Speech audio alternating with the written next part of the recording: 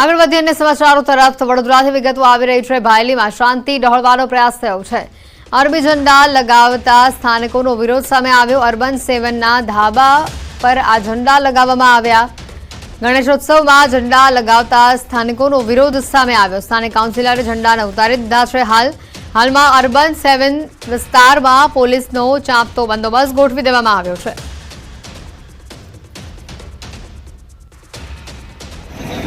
બપોરે મને ફોન આવ્યો કે ભાઈ અહીંયા કોઈ ઝંડો લગાવવામાં આવ્યો છે। મેં આવીને જોયું તો એ અરબનો ઝંડો હતો, જે અમે તાત્કાલિક ત્યાંથી ઉતારી લીધો।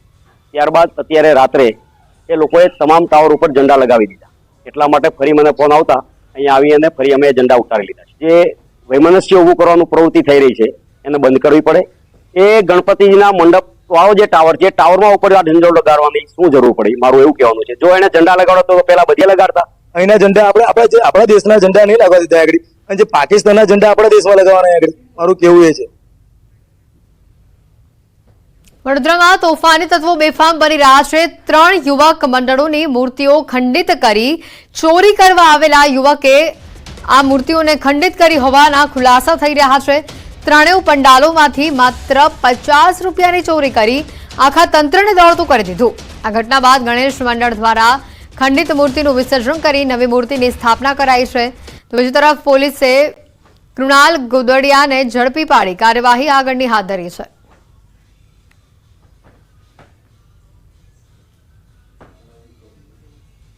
ઇન્ડિયા બજાર રણછોડજી યુવક મંડળ, ખાડિયાપોળ 2 અને પ્રગતિ યુવક મંડળ 3 જગ્યાના ગણપતિની મૂર્તિઓને ખંડિત કરવામાં આવી છે। જેણે પણ આ કૃત્ય કર્યું છે એ ક્યારેય ચલાવવામાં નહીં આવે। આટલું સરસ વાતાવરણ ગણપતિ બાપામય થઈ રહ્યું છે ત્યારે આ શાંતિને દોડવાનું કોઈ જાણીને કૃત્ય કરી રહ્યું હોય એમ છે। કોઈ રાતના સમયમાં કોઈ આવીને મૂર્તિ ખંડિત કરીને જતું રહ્યું। સવારમાં વહેલી જ્યારે આરતી કરવા આવ્યા ત્યારે જોયું મંડળના છોકરાઓએ અને તાત્કાલિક ધોરણે આ મૂર્તિ બદલી અને બીજી મૂર્તિની સ્થાપના કરી હતી। બનાસકાંઠામાં 2 શ્રમિકોના મોતનો વિવાદ વકરી રહ્યો છે। વડગામ તાલુકાના નલાસરમાં 2 આદિવાસી યુવકના ખેતરમાંથી મૃતદેહ મળી આવ્યાનો વિવાદ સામે આવ્યો છે। બંને યુવકનો મૃતદેહ પીએમ માટે વડગામ સામૂહિક આરોગ્ય કેન્દ્રમાં રાખવામાં આવ્યો છે। આદિવાસી આગેવાનો ન્યાયની માંગ કરી છે। ગઈકાલે આદિવાસી સમાજના આગેવાનોએ પોલીસ મથક ખાતે હોબાળો મચાવ્યો હતો। વડગામ હોસ્પિટલ ખાતે મોટી સંખ્યામાં આદિવાસીઓ આવી અને દેખાવો કરે તેવી શક્યતા પણ વ્યક્ત કરાઈ છે। વધુ માહિતી મેળવીશું સંજય ડાક અમારી સાથે સંવાદદાતા સીધા અહીંયા જોડાયા છે। સંજય, જે રીતે આ માહિતી આવી રહી છે અને મોટી સંખ્યામાં આદિવાસીઓ ત્યાં પહોંચે અને હોબાળો થાય તેવી પણ એક શક્યતા હાલ જોવા મળી રહી છે, વધુ માહિતી શું? બિલકુલ હેતવી, હાલ અમે વડગામ સામૂહિક આરોગ્ય કેન્દ્ર ખાતે છીએ અને હું સીધા દ્રશ્ય આપને હેતવી બતાવીશ કે આપ જ્યાં જોઈ શકો છો કે અહીંયા એ 2 આદિવાસી જે મજૂરો જે છે તેમનો મૃતદેહ અહીંયા રાખવામાં આવ્યો છે। ડેડ બોડી અહીંયા રાખવામાં આવી છે અને તેમનું પીએમ જે છે તે અહીંયા થવાનું છે।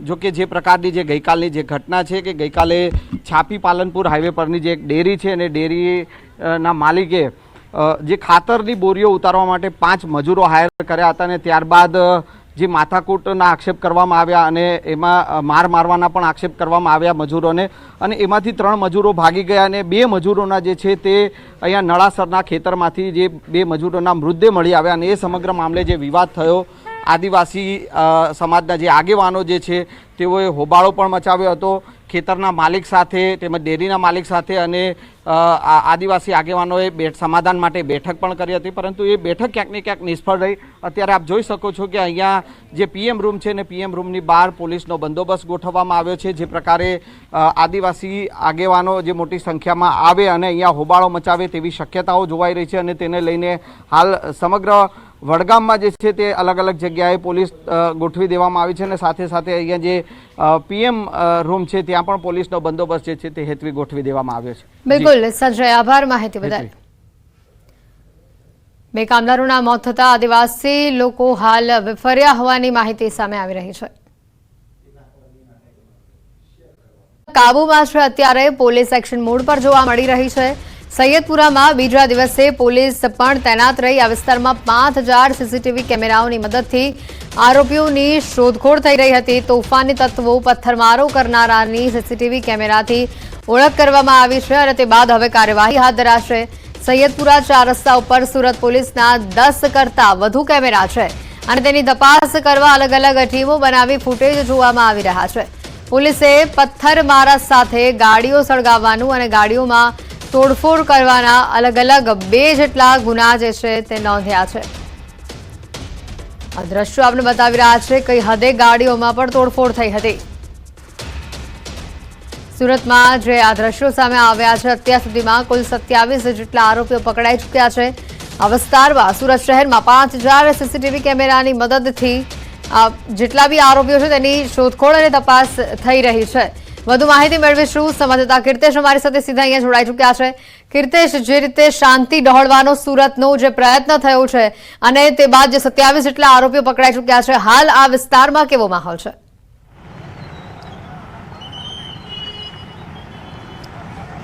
બિલકુલ હેતવી, જે પ્રકારની ઘટના હતી ગઈકાલે પથ્થરબાજી બાદ 12 કલાક થવા આવ્યા છે. સમગ્ર વિસ્તાર શાંતિમય માહોલમાં જે સ્થિતિ ઉપર પોલીસે કંટ્રોલ મેળવી લીધો છે. જ્યાં જુઓ ત્યાં પોલીસની ગાડીઓ તૈનાત છે. પોલીસ સતત આ વિસ્તારમાં પેટ્રોલિંગ કરી રહી છે. સૌથી મહત્વની વાત છે કે રાતની ઘટના બાદ સુરત પોલીસના 5000 જેટલા સુરત પોલીસના કેમેરા છે. તેમાં સૈયદપુરા વિસ્તારમાં લાગેલા જે કેમેરા છે રોડ ઉપર પોલીસના, આ કેમેરાના હવે ફૂટેજ મેળવવાની કામગીરી શરૂ કરવામાં આવી છે. અલગ અલગ ટીમો બનાવવામાં આવી છે અને આ ફૂટેજ ચેક કરવામાં આવી રહ્યા છે અને આ ફૂટેજમાં રહેલા તમામ લોકોની હવે ધરપકડ કરવામાં આવશે. એટલે કે પથ્થરમારો કરનારા 5 અને ટિક્કણખોરી કરતા 27 લોકોની ધરપકડ કરવામાં આવી છે.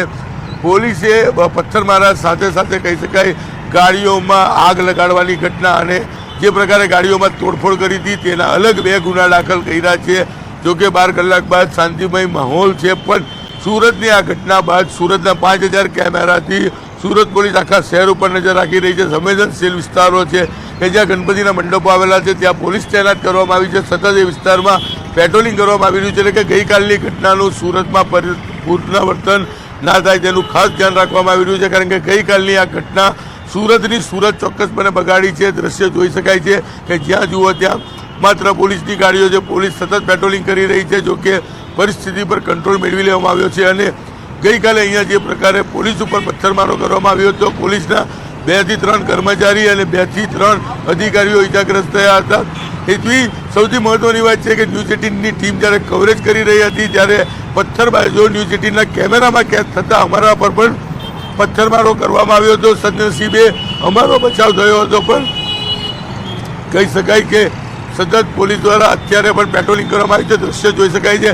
પોલીસનો મોટો કાફલો અત્યારે બી સૈયદપુરા 4 રસ્તા છે ત્યાં ખડકી દેવામાં આવ્યો છે.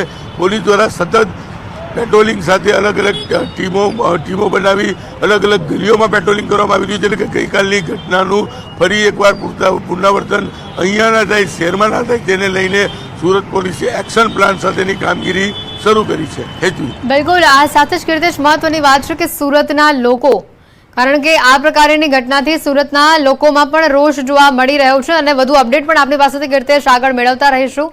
જે રીતનો આ બનાવ સુરત શહેરથી સામે આવ્યો છે, 5000 સીસીટીવી કેમેરાના ફૂટેજની તપાસ કરવામાં આવી રહી છે અને પોલીસના કાફલાના દ્રશ્યો તમે જોઈ રહ્યા છો. જે દ્રશ્યો આવી રહ્યા છે, મોટી સંખ્યામાં જવાનોને આ વિસ્તારમાં તૈનાત કરી દેવામાં આવ્યા છે અને એક સીસીટીવી કેમેરાની બારીકાઈથી ઝીણવટપૂર્વક તપાસ કરવામાં આવી રહી છે.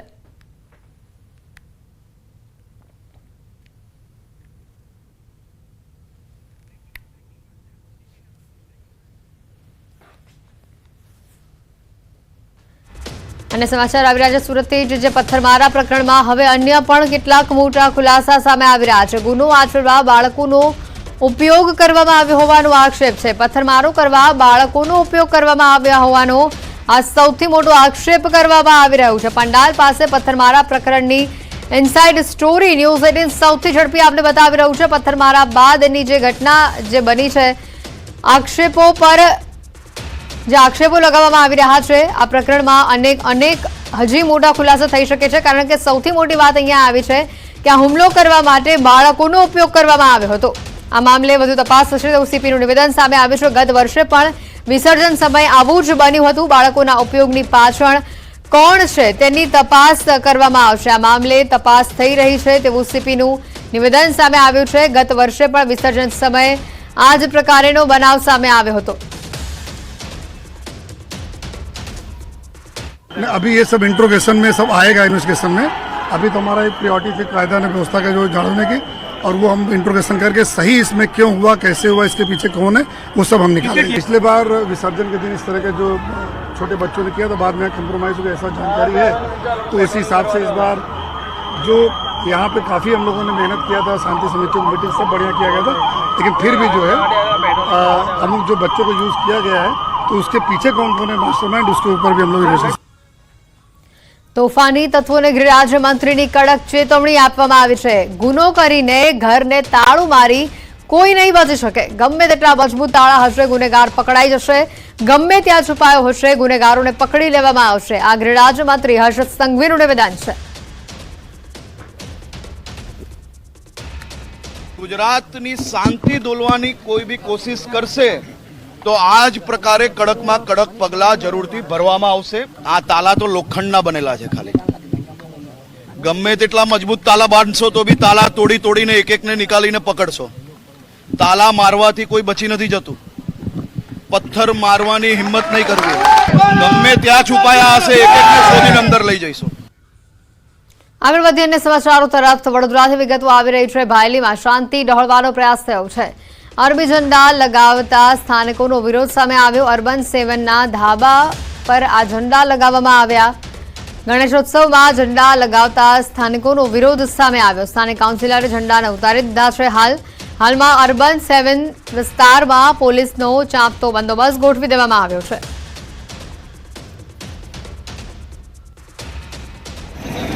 બપોરે મને ફોન આવ્યો કે ભાઈ અહીંયા કોઈ ઝંડો લગાવવામાં આવ્યો છે। મેં આવીને જોયું તો એ અરબનો ઝંડો હતો, જે અમે તાત્કાલિક ત્યાંથી ઉતારી લીધો। ત્યારબાદ અત્યારે રાત્રે એ લોકોએ તમામ ટાવર ઉપર ઝંડા લગાવી દીધા। એટલા માટે ફરી મને ફોન આવતા અહીંયા આવી અને ફરી અમે ઝંડા ઉતારી લીધા છે। જે વૈમનસ્ય ઊભું કરવાનું પ્રવૃત્તિ થઈ રહી છે એને બંધ કરવી પડે। એ ગણપતિજીના મંડપ વાળો જે ટાવર છે, ટાવરમાં ઉપર આ ઝંડો લગાડવાની શું જરૂર પડી, મારું એવું કહેવાનું છે। જો એને ઝંડા લગાડો તો પહેલા બધે લગાડતા। અહીંના ઝંડા આપણા દેશના ઝંડા નહીં લગાવી દીધા આગળ, અને જે પાકિસ્તાનના ઝંડા આપણા દેશમાં લગાવવાના આગળ, મારું કેવું એ છે।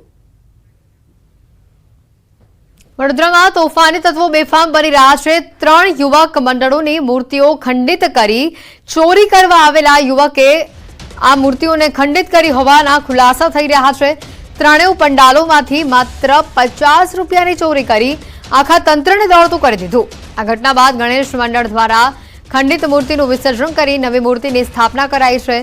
તો બીજી તરફ પોલીસે કૃણાલ ગોદડિયાને ઝડપી પાડી કાર્યવાહી આગળની હાથ ધરી છે।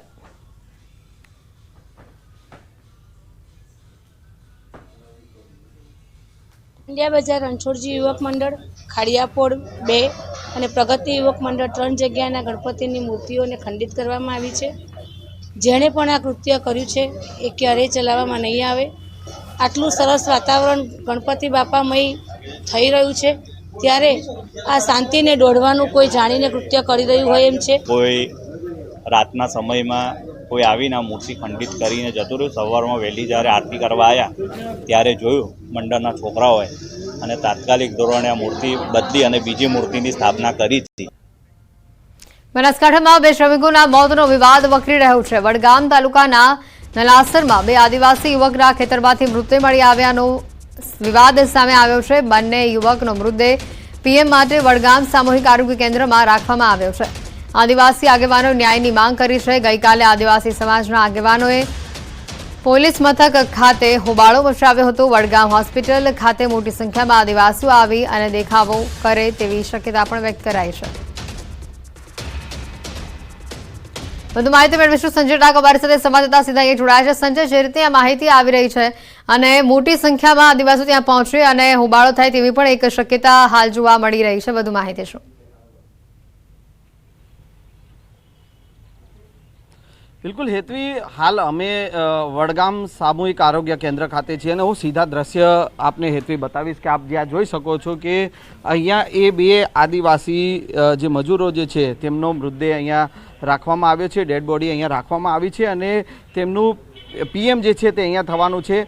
જો કે જે પ્રકારની જે ગઈકાલની જે ઘટના છે કે ગઈકાલે છાપી પાલનપુર હાઈવે પરની જે એક ડેરી છે અને ડેરીના માલિકે જે ખાતરની બોરીઓ ઉતારવા માટે 5 મજૂરો હાયર કર્યા હતા અને ત્યારબાદ જે માથાકૂટના આક્ષેપ કરવામાં આવ્યા અને એમાં માર મારવાના પણ આક્ષેપ કરવામાં આવ્યા મજૂરોને, અને એમાંથી 3 મજૂરો ભાગી ગયા અને 2 મજૂરોના જે છે તે અહીંયા નળાસરના ખેતરમાંથી જે 2 મજૂરોના મૃતદેહ મળી આવ્યા અને એ સમગ્ર મામલે જે વિવાદ થયો, આદિવાસી સમાજના જે આગેવાનો જે છે તેઓએ હોબાળો પણ મચાવ્યો હતો ખેતરના માલિક સાથે તેમજ ડેરીના માલિક સાથે, અને આદિવાસી આગેવાનોએ સમાધાન માટે બેઠક પણ કરી હતી, પરંતુ એ બેઠક ક્યાંક ને ક્યાંક નિષ્ફળ રહી. અત્યારે આપ જોઈ શકો છો કે અહીંયા જે પીએમ રૂમ છે ને પીએમ રૂમની બહાર પોલીસનો બંદોબસ્ત ગોઠવવામાં આવ્યો છે. જે પ્રકારે આદિવાસી આગેવાનો જે મોટી સંખ્યામાં આવે અને અહીંયા હોબાળો મચાવે તેવી શક્યતાઓ જોવાઈ રહી છે, અને તેને લઈને હાલ સમગ્ર વડગામમાં જે છે તે અલગ અલગ જગ્યાએ પોલીસ ગોઠવી દેવામાં આવી છે, અને સાથે સાથે અહીંયા જે પીએમ રૂમ છે ત્યાં પણ પોલીસનો બંદોબસ્ત જે છે તે હેતવી ગોઠવી દેવામાં આવ્યો છે. બિલકુલ સંજય, આભાર માહિતી બદલ. 2 કામદારોના મોત થતા આદિવાસી લોકો હાલ વિફર્યા હોવાની માહિતી સામે આવી રહી છે.